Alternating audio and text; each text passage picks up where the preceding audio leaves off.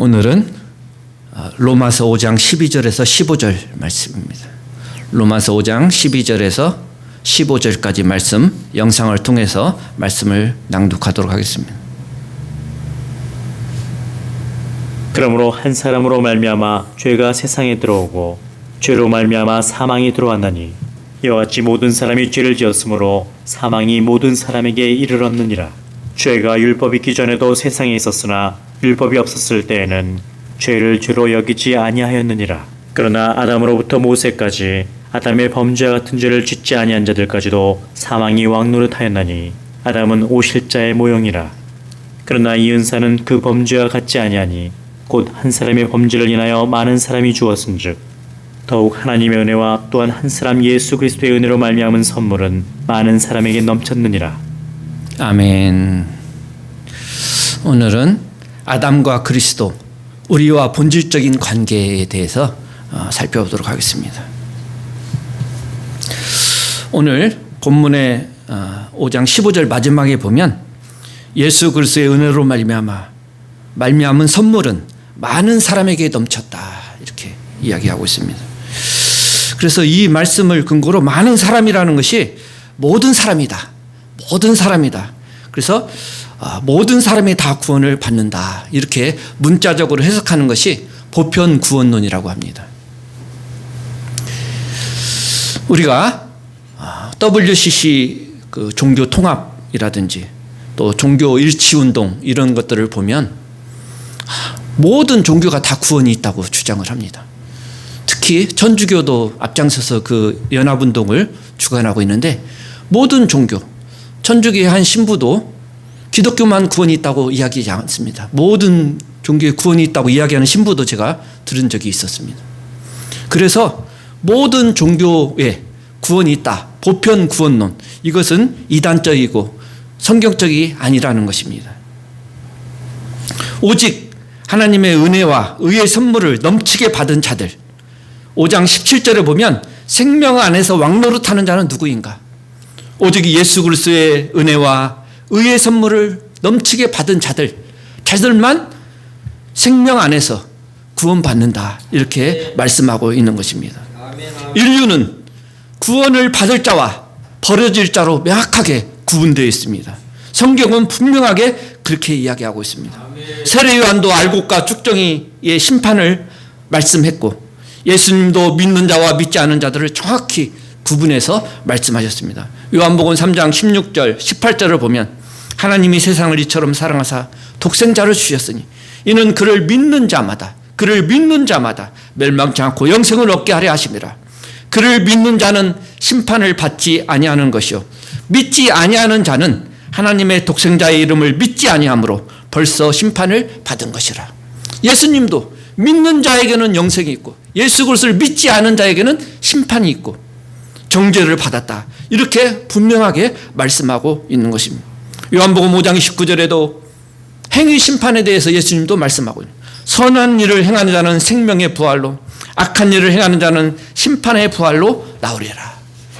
이 말씀이 단지 착한 일을 행하고 하는 그런 선을 의미하는 것이 아닙니다. 사도 바울은 로마서 2장 7절에서 6절에서 예수님이 하신 말씀처럼 똑같은 이 말씀을 좀 더 구체적으로 설명하고 있습니다.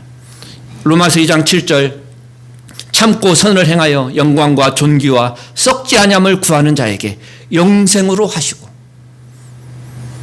2장 8절, 오직 당을 지어 진리를 따르지 아니하고 불의를 따르는 자에게는 진노와 분노로 하시리라. 단지 착한 일을 하고 악을 행하고 이런 차원이 아니라 그들이 삶의 가치관, 일관적인 흐름이 하나님의 영광과 존귀를 위해서 사느냐, 아니면 당을 지어 진리를 따르지 않고 거부하고 이 세상의 욕심을 따라서 사느냐, 그들의 삶의 방향과 추세가 분명하게 다르다는 것입니다. 그래서 그 믿음이 참 믿음인지, 믿지 않은 자들, 믿는 자들과 분명하게 구분되어서 믿는 자들에게는 영생과 믿지 않은 자들에게는 반드시 하나님의 진노와 심판이 있다는 것을 분명하게 이야기하고 있는 것입니다. 그래서 보편적인 구원론은 성경에서 전혀 이야기하고 있지 않은 이단 사설인 것입니다. 사도 바울은 오늘 5장 본문에서 아담과 관련된 모든 사람은 타락했고 주 예수 그리스도와 관련된 모든 사람은 구원받는다. 이것을 비교해서 이야기하고 있습니다. 사도 바울의 관심은 아담과 관련된 본질이 무엇이냐, 그리고 우리가 예수 그리스도와 관련된 본질은 무엇이냐, 이것을 오늘 구체적으로 설명하고 있습니다. 두 번째로 우리가 아담과의 관계를 한번 살펴볼 필요가 있습니다. 오늘 본문 12절에서 모든 사람이 죄를 지었으므로, 모든 사람이 죄를 지었어. 저를 포함한 우리 모든 사람이 아담 안에서 죄를 다 지었다. 단순히 죄를 물려받았다 이런 의미가 아니고 아담 안에서 우리가 같이 함께 우리가 죄를 지었다. 그래서 모든 사람이 죄를 지었다고 이야기하고 있습니다. 이것은 두 가지 관점에서 볼 수가 있습니다. 하나는 우리가 아담 안에 우리의 DNA가 이미 있다는 것입니다. 아담의 허리 안에 우리 후손으로 태어날 몇천 년 후에 태어날 우리의 DNA가 다 아담 안에 같이 있다는 것입니다.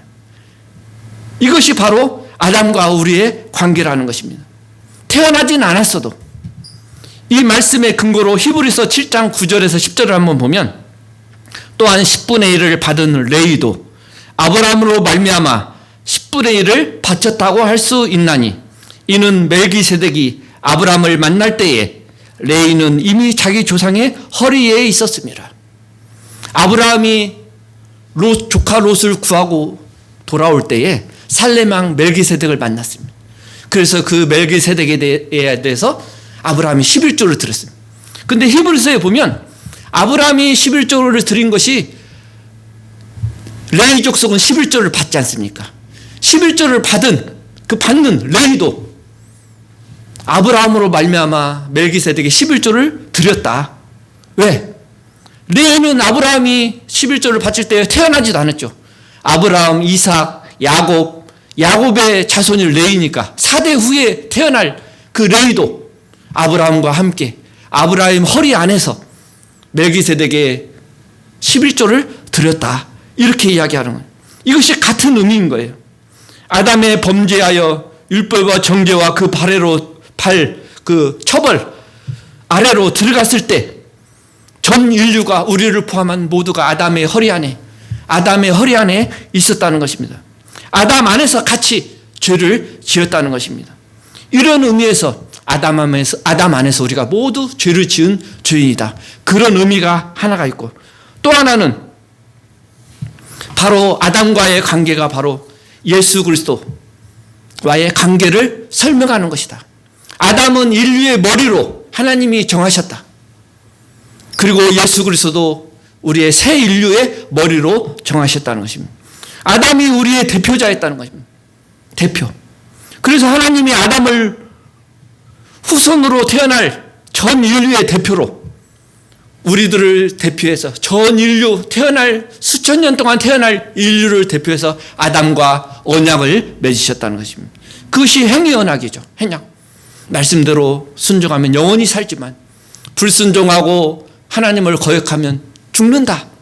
이것이 행위 언약이기 때문에 아담이 우리를 대표해서 이 행위 언약을 어겼기 때문에 우리도 같이 죄를 어긴 거예요.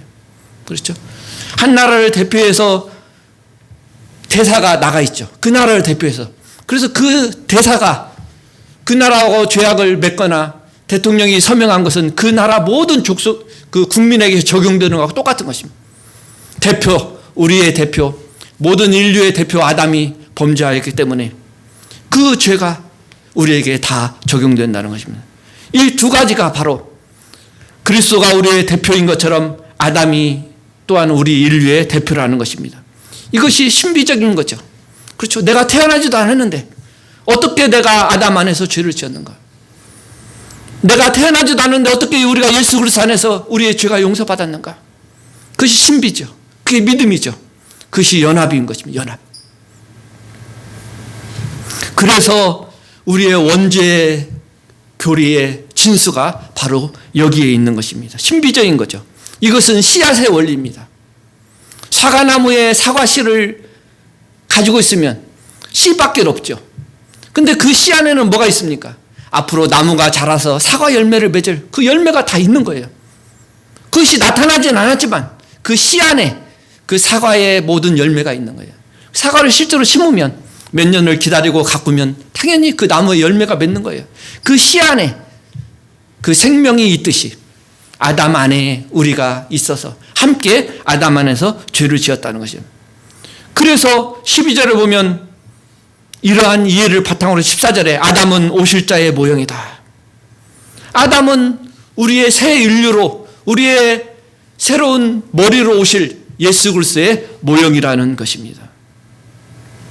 그러므로 우리와 아담과의 관계 속에서 나타나는 것, 뭐가 나타납니까? 우리가 죄인이고 죄의 값으로 사망에 이른 그 나타난 결과가 똑같이 우리가 그리스도와의 관계 속에서 나타난다는 것입니다. 어떻게 나타나는 겁니까? 예수 그리스도께서 우리 죄를 위하여 십자가에 죽으심으로 우리의 죄가 전가되고 그리스도의 의가 우리 안에 옮겨져서 우리가 믿음으로 의롭게 된 그것이 똑같이 나타났다는 것입니다.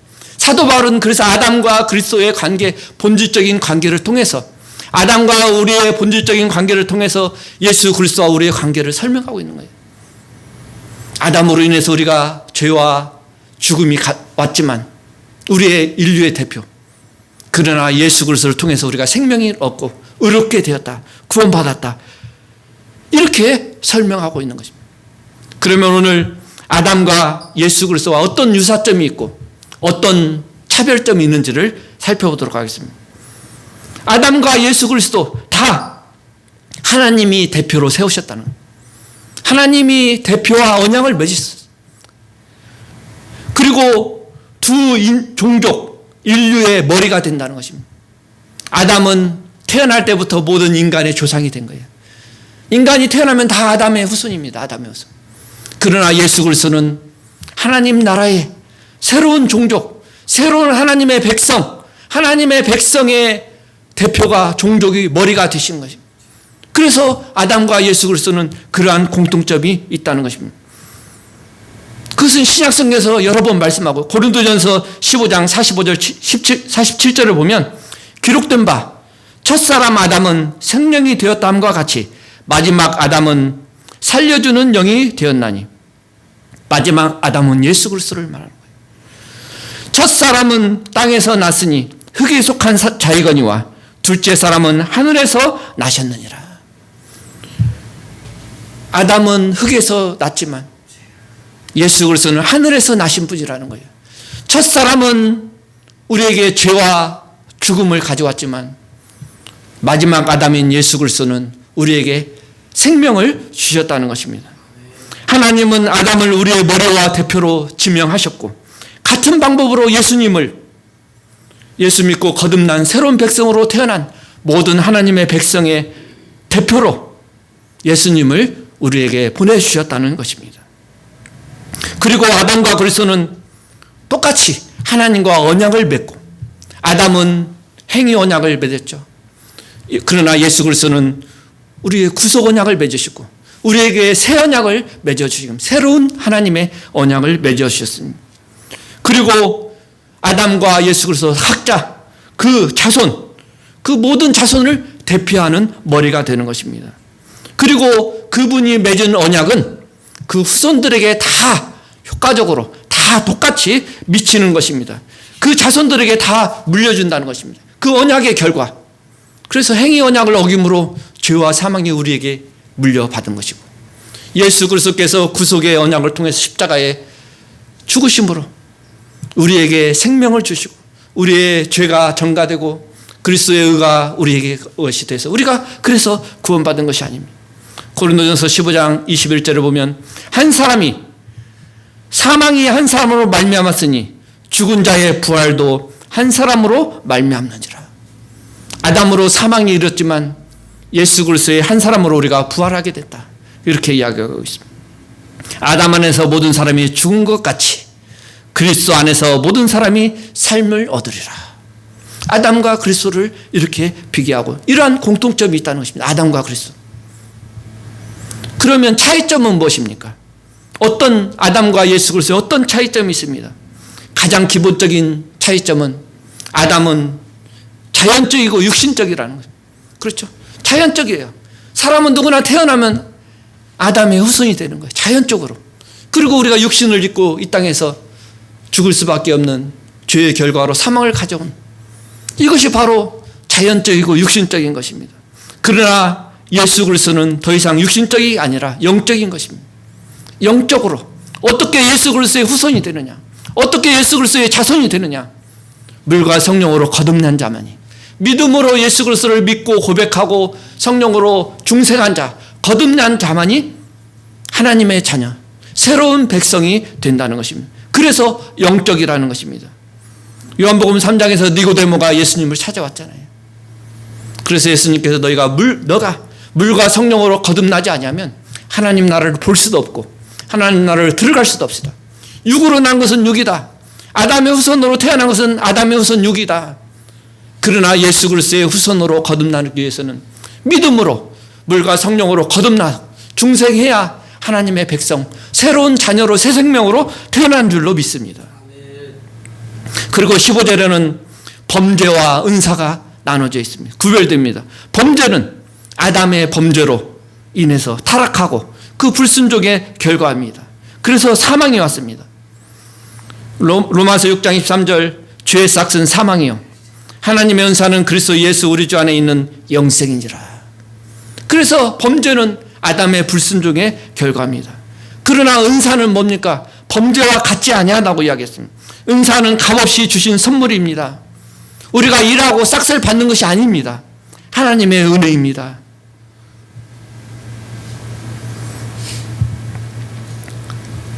(15절에) 보면 곧 한 사람의 범죄를 인하여 많은 사람이 죽었은즉 더욱 하나님의 은혜와 또한 한 사람 예수 그리스도의 은혜로 말미암은 선물은 많은 사람에게 넘쳤느니라.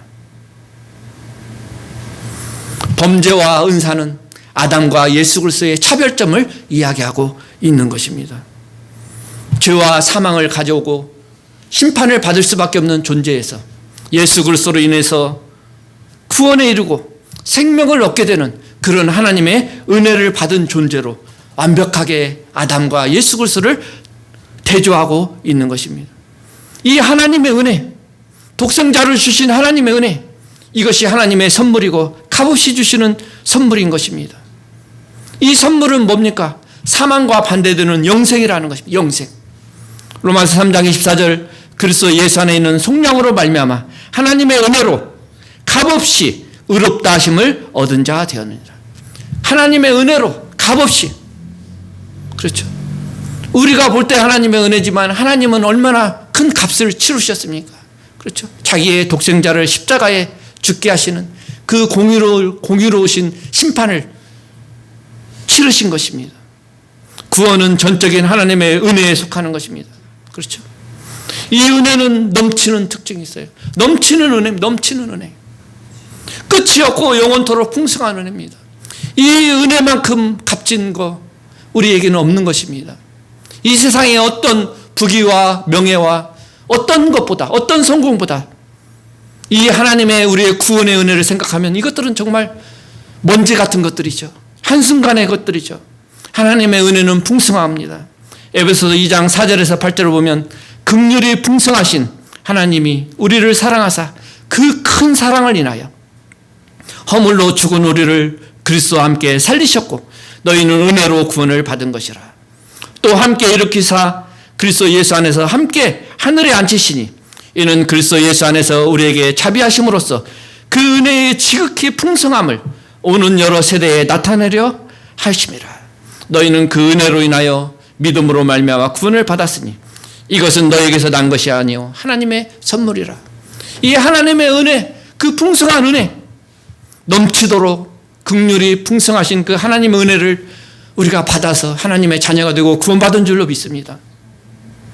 15절에 더욱 하나님의 은혜와 또한 그 또 한 사람 예수 그리스도의 은혜로 말미암은 선물은 많은 사람에게 넘쳤느니라. 예수 그리스도로 말미암은 선물. 그렇죠. 예수 그리스도를 통해서는 우리가 통해서만이 하나님께 이룰 수 있는 것이죠. 유일한 길이죠.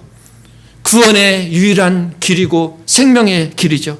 다른 길은 하나님이 허용하지 않은 유일한 길입니다. 예수 그리스도를 떠나서는 어떤 우리의 죄에 대한 용서도 없고 죄와 사망의 문제를 해결할 수 없는 것입니다. 그래서 그 죄와 사망의 문제를 해결하기 위해서 하나님께서는 공의로 그의 십자가 예수 그리스도의 죽음을 요구하시게 된 것입니다. 그 예수 그리스도로 말미암아 그 은혜가 우리에게 넘친 줄로 믿습니다. 저와 여러분은 이 하나님의 넘친 은혜를 늘 묵상하고 기뻐하고 확신하고 있습니까? 그 은혜를, 이것을 보고 믿는 사람들은 정말 믿지 않은 사람들은 믿는 사람이 뭔가 다르다, 이렇게 우리들을 바라볼 것입니다.